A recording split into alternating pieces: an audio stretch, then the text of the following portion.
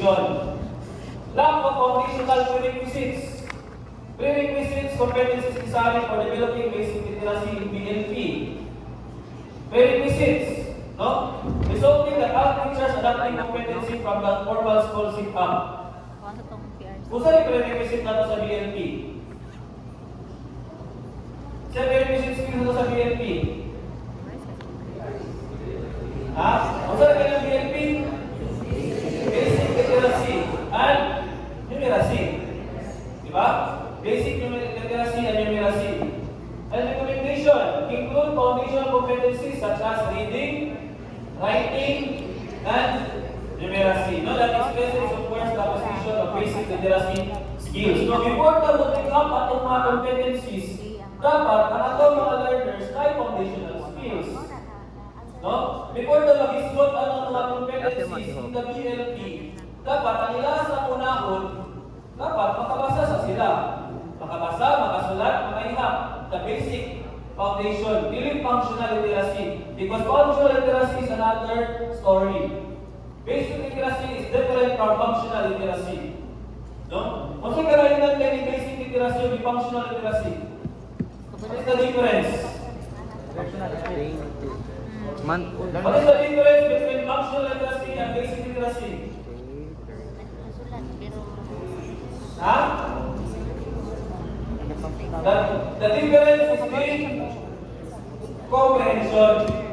Basic literacy can read, write, and count. In functional literacy, can read, write, count, and comprehend. No, so therefore, inculcate or include foundational competencies in the BLP level. Now, in our enhanced curriculum, current BLP curriculum is focused only on the basic competencies, no, in communication skills, listening, speaking, no, the reading, viewing, and writing, and numeracy, no, which results down BLP competitors being inadequate prepared to advance to higher level. What's the recommendation? Identify foundational prerequisite competencies. No, identify prerequisite competencies between who required structure, focus, instruction to develop basic literacy skills. And also integrate. Nana ba tayo? Sa BLP na ba? Nana ba tayo? Enhance, sa enhance. Ikaw lang ito, nag-implement na tayo. Isa yung mga BLP learners tayo, mataas ka mo. Isa yung mga BLP learners. Isa yung mga BLP. Ako na yung mataas ka mo tayo. Naarap niyo, huwag kita pa sa curriculum, bro. No? Naarap na niyo, huwag kita sa curriculum. BLP na rin, BLP sa Chibok. Kung saan nana na siya karon? 2, 4, 5, and 6. Be honest, with the BLP na ito, 6. Bako pagkasa na sa ulan ng buwan. Focus ka rin sa diba? Bawal mo kamudaw sa bata ko. So, as part of the recommendation, integrate the strands 2, 4, 5, and 6 into the BLP curriculum. Integrate. To integrate, it doesn't mean it's the same now with the E&E na program. Okay, another key findings. Mismatch between the language of LS5. What's the language of LS5 before? English. English. What's the assumption of LS5 before? Understanding the self and society. Karon, pag-unawa Sa sarili at sarili at report. pag-unawa sa sarili at Lipunan. lipunan. No? Alignment. Palagay naman daw na protocols. Manong ang unsa gani parallel ni LS5 sa formal?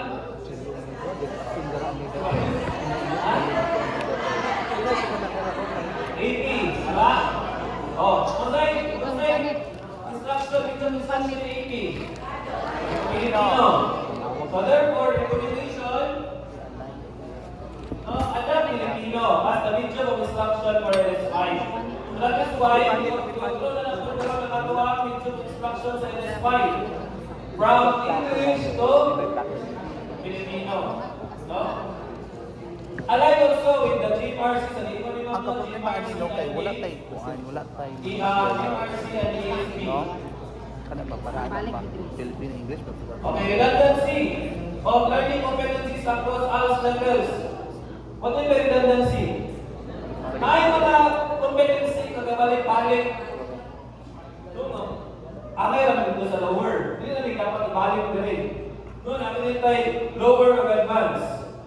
No, balik-balik. So therefore, kung makita ninyo sa atong recommendation, di gamay ang mga competencies. Sa karon nato nga enhanced curriculum, di gamay ang mga competencies. Kaya katong mga makita nga nagbalik-balik na ipang buha or ipang merge. No? Streamline learning competencies across ALS program. Clearly defining competency progression in both scope and complexity. No? Kung humanas dito sa ubos, why ibalik pa man diri sa tuwag in junior high school? No? Ang ihang part 1. Both in complexity and in scope. So, kung na-cover na ito sa ubos at elementary, hindi na siya ibalik. So, kung makita ninyo, ilan to, nakalimot ko sa number, exact number. Asa kaning dagan ang competent, dako ang damay sa yahang competencies sa Pokemon sa curriculum. In short, vertical alignment of the learning competencies. Let's go for the policy reforms. Namuto siya ang mga nakita sa review. Ito ang mga items ang nakita during sa review of the 2019 ALS curriculum. No, lagi basis for the enhancement of our ALS curriculum. No? Some of those recommendations, ibutang na sa atong enhanced ALS curriculum. And also, policy reforms. Ibutang din po kayo na atong curriculum align with our existing policies. No? Ang atong curriculum, dili siya mag-debate no, sa existing nato ng mga Polisiya in Department of Education. No, because in curriculum, importante kayo naman, we consider also the educational policies no, as the key resources in this revising curriculum no, as reflect no, because of our institution. Educational policies, particularly those initiated by national or state government, even in our republic acts, no, our mga malakod na to, dapat malay mo dyan ang mga curriculum. Usa ganyan mo ang curriculum? Usa ganyan yung malakod sa curriculum? LS3 lang. 63. Usa ganyan yung kuwan? Ito 12 up? What is 11 by 10? Ha? Alsa. Unsa na rin ang ito 12? Basic, ito 12? Okay, then 10 by 3, no? Kung natin na siya, no, lapang ng ito 12 na ito, mga Republica, basis of our policy, reforms as well as enhancement. 10.53. Muna itong ibasihan. Ang una ang review. Our DepEd Order 13 series of 2019. Kung saan siya, ito ang Enhanced ALS Curriculum 2.0. Muna ang ibasihan. Muna ang i-review. Muna siya ang i-review o i-enhance. Enhance sa ito ang curriculum. Enhance ang curriculum. And we have also our 11 by 10, no, the Bible of Adult Learning System. Dili dapat mabase because this is Republic Act.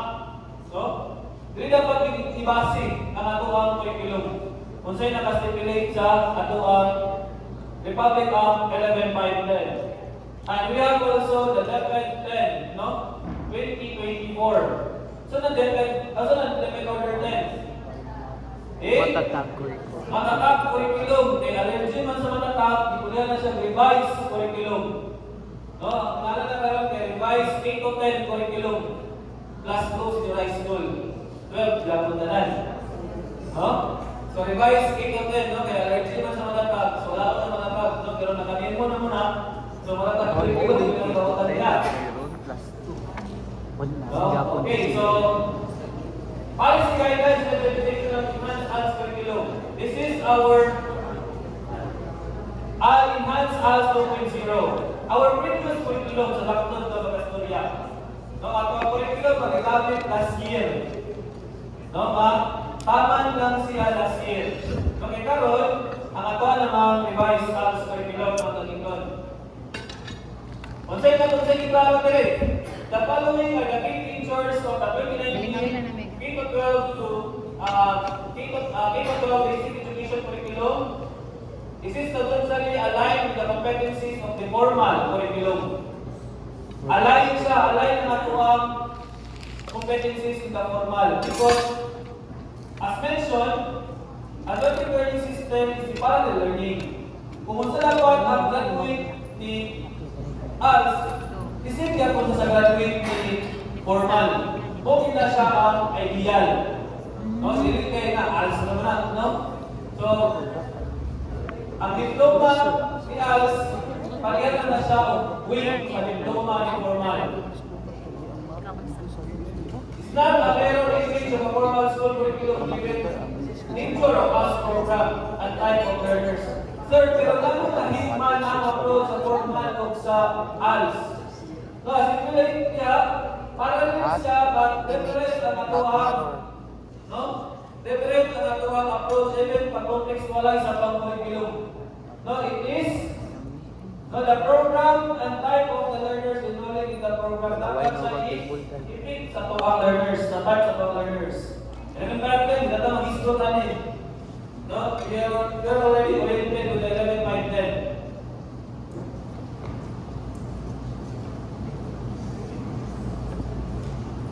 Matatag curriculum, alignment with the matatag curriculum. Di ba sa formal, nag-divide sa curriculum? Tama? Aware ba mo? Yes. Aware pa ang formal education or ang formal schooling, nag-divide sila curriculum? Yes. So therefore, need po na muuban si ALS. No? Aligned with the parallel learning. Kung sa competencies of structure na i-revise sa formal, dapat siya po-align po sa alternative learning system. So that is why we have our enhanced ALS aligned with the matatag curriculum or the revised K-10 curriculum. Especially in the case stages, no? This ensures that equivalence between ALS and K-stage in formal education. Basic literacy, kung sino equivalent? K-stage 1, 2, 3. Elementary.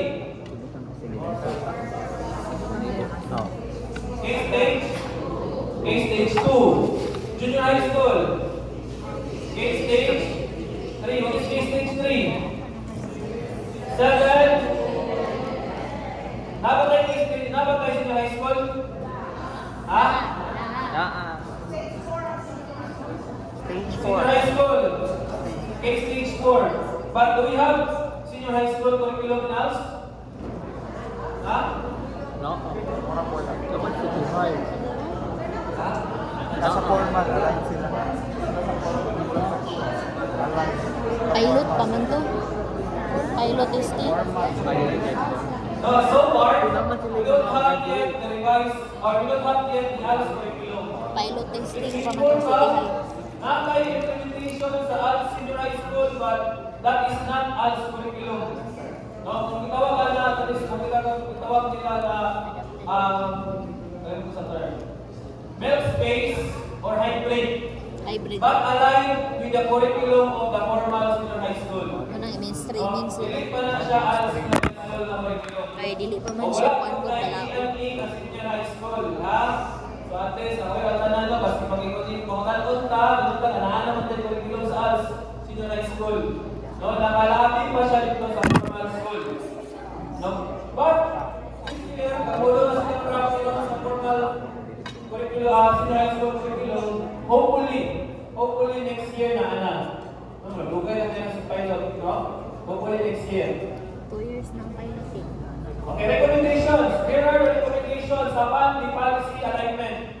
No? Continue aligning the curriculum competency of ALS curriculum with those of formal school system of course curriculum. No? Dapat align siya, coherence.